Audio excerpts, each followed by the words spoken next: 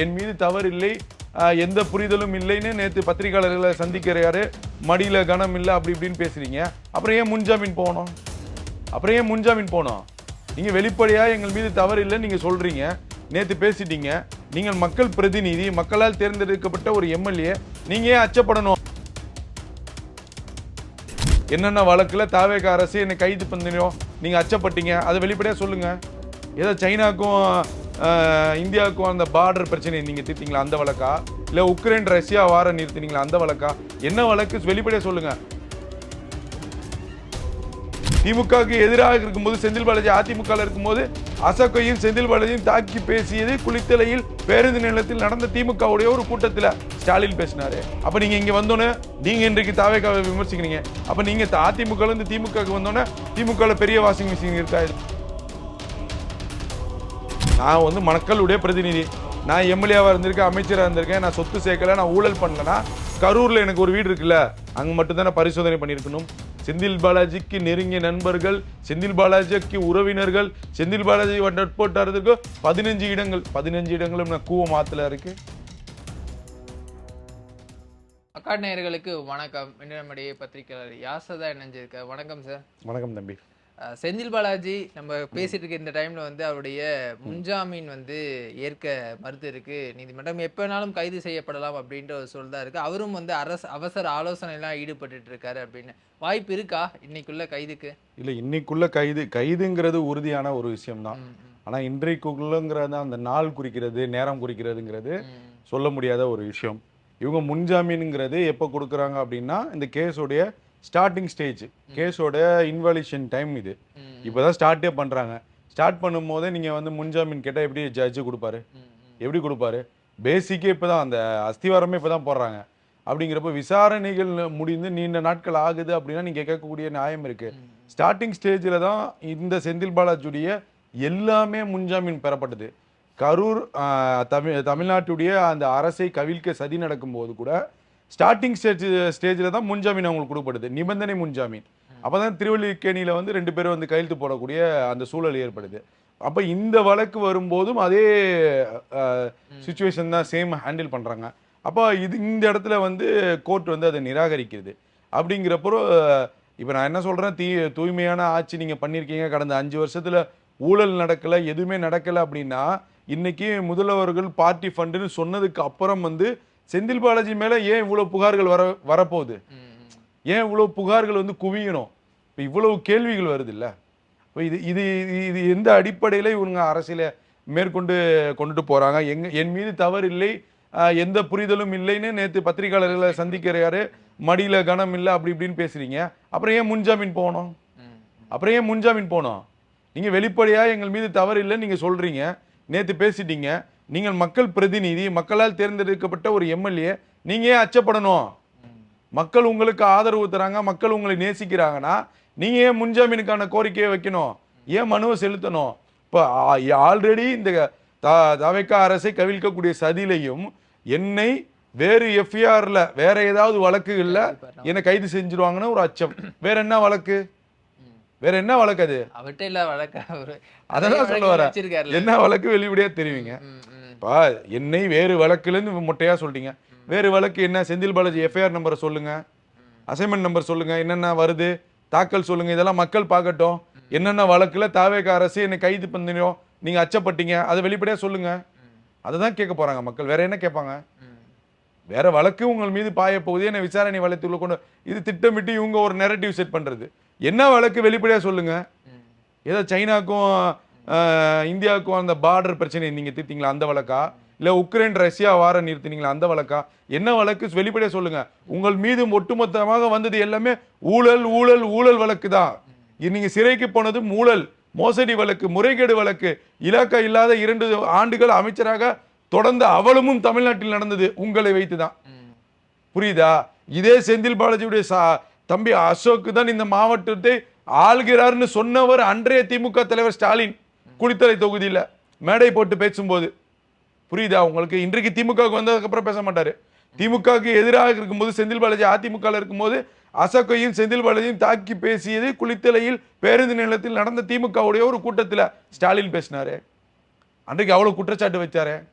அப்ப நீங்க இங்க வந்தோன்னே நீங்க இன்றைக்கு தாவேக்காவை விமர்சிக்கிறீங்க. அப்ப நீங்க அதிமுகல இருந்து திமுகவுக்கு வந்தோன்னே திமுகல பெரிய வாஷிங் மிஷின் இருக்கா எதுவும்?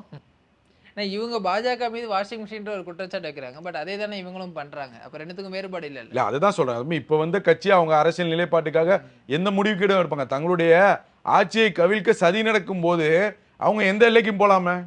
எந்த எல்லைக்கும் போலாம். காப்பாத்துறதுக்கு அவங்க எந்த எல்லைக்கும் போலாம். இந்த அரசை காப்பாற்ற அவங்க எந்த எல்லைக்கும் போலாம். நீங்க 50-60 ஆண்டுகளமா திராவிடம் பேசக்கூடிய அரசியல் செய்யக்கூடிய இந்த கட்சிகள் நீங்க அனுசரிச்சு அரசியல் செய்யும் போது இப்போ வந்து 2 வருஷத்துல வந்த கட்சி ஏன் செய்யக்கூடாது?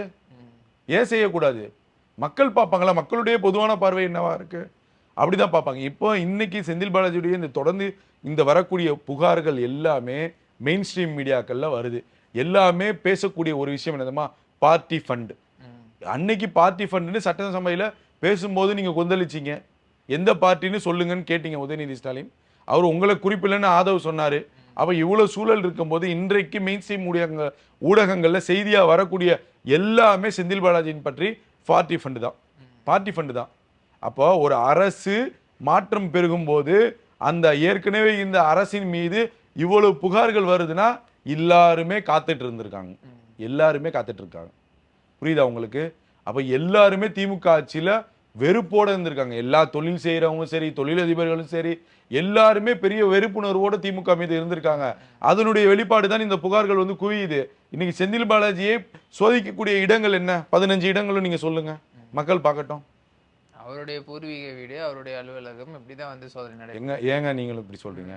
நட்சத்திர விடுதிகள், தொழிலதிபர்கள் இல்லம், அது அவரோட அதுதான் சொல்லுவோம். எங்க நடந்துச்சு? இதெல்லாம் யார் சொத்து? யார் அவர்கள்? யார் பேர்ல அந்த நிறுவனங்கள்லாம் இருக்கு? ஏன் நான் வந்து மக்களுடைய பிரதிநிதி, நான் எம்எல்ஏவா இருந்திருக்கேன், அமைச்சராக இருந்திருக்கேன், நான் சொத்து சேர்க்கல, நான் ஊழல் பண்ணலன்னா கரூர்ல எனக்கு ஒரு வீடு இருக்குல்ல, அங்க மட்டும் தான் பரிசோதனை பண்ணியிருக்கணும். செந்தில் பாலாஜிக்கு நெருங்கிய நண்பர்கள், செந்தில் பாலாஜிக்கு உறவினர்கள், செந்தில் பாலாஜி நட்போட்டாரத்துக்கு 15 இடங்கள், 15 இடங்களும் நான் கூவமாத்துல இருக்கு.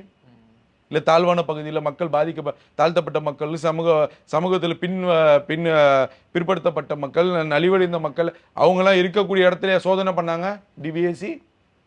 கேள்வி வருது இல்லைங்க. அப்ப இவ்வளவு புகார்கள் உங்கள் மீது வரும்போது இந்த சரி இன்னைக்கு செந்தில் பாலாஜி பேசுறாரு. திமுக தரப்புல இருந்து யாராவது இந்த விசாரணை குறித்து பேச சொல்லுங்க.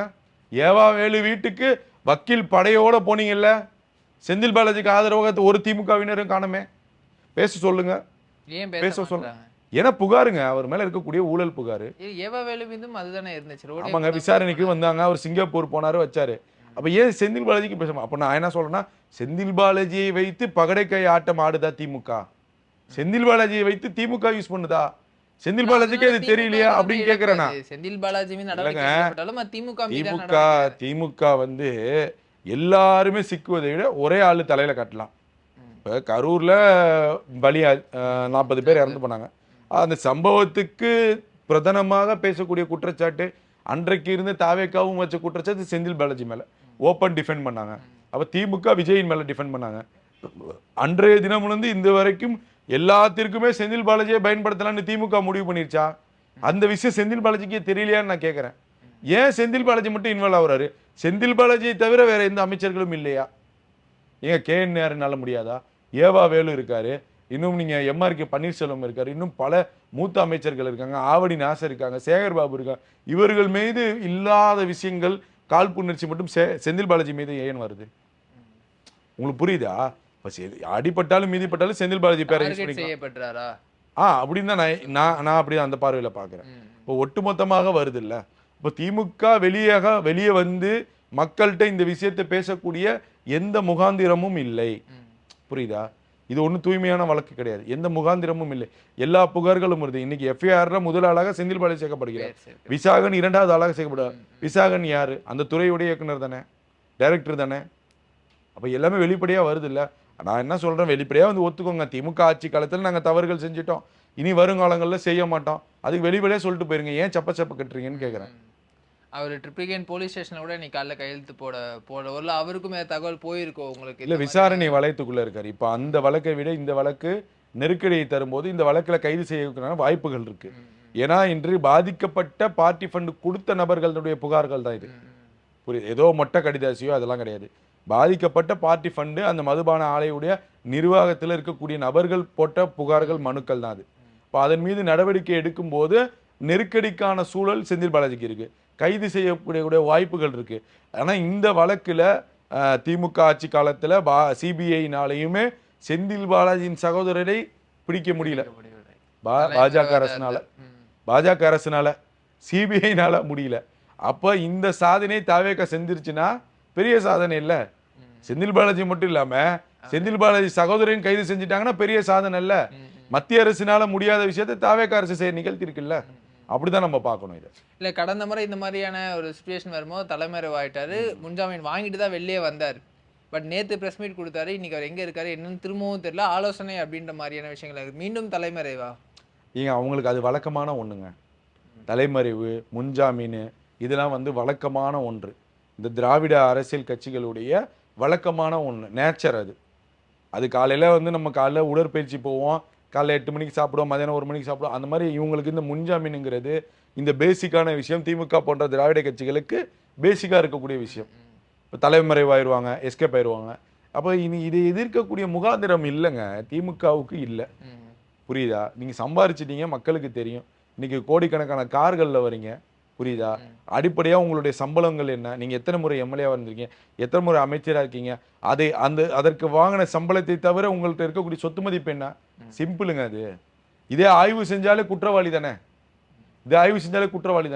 அப்போ இதை எப்படி அவங்க ப்ரூவ் பண்ணிக்குவாங்க? திமுக இது எப்படி மக்கள்கிட்ட ப்ரூவ் பண்ணிப்பாங்கன்னு நம்ம கேட்குறோம். புரியுதா? இப்போ நாளைக்கு தாவேக்கா இந்த தவறு செஞ்சாலும் தவறு தான். யார் தவறு செஞ்சாலும் இந்த தாவேக்கால இருக்கக்கூடிய அமைச்சர்கள் இந்த தவறை செய்யும் போது இது தவறு தான். ஏன்னா அவர்களுக்கு மாற்றாக நீங்க வரீங்கன்னு சொல்லியிருக்கீங்க. தாவேக்கா தீய சக்தியை எதிர்த்து தூய சக்தியாக இருக்கும்னு சொல்லிக்கீங்க. அப்ப நாளைக்கு உங்களுடைய அமைச்சரவை இதை பண்ணீங்கன்னா 34 உங்களுக்கு 31 மக்கள் உங்களுக்கு பாடம் புகட்டுவாங்க. அப்ப இதே சூழல் தான் உங்களுக்கும் வரும், தாவேக்காவுக்கும் வரும். அப்ப தாவேக்கா கூடுதல் கவனமாக இருப்பாங்க. திமுக செய்யக்கூடிய தவறுகள், திமுகவால் ஏற்பட்ட விமர்சனங்கள், விபரீதமான முடிவுகளை தாவேக்கா பண்ண மாட்டாங்க. ஏன்னா அதை அவங்க பார்த்துட்டு தான் வராங்க. ஸோ அந்த சூழல் தாவேக்காவுக்கு ஒரு சாதகமான சூழலா இருக்கு. பொறுத்திருந்து பார்க்கலாம். அடுத்த நிகழ்வை தொடர்ந்து பேசுறோம். தகவல் நன்றி. நன்றி தம்பி.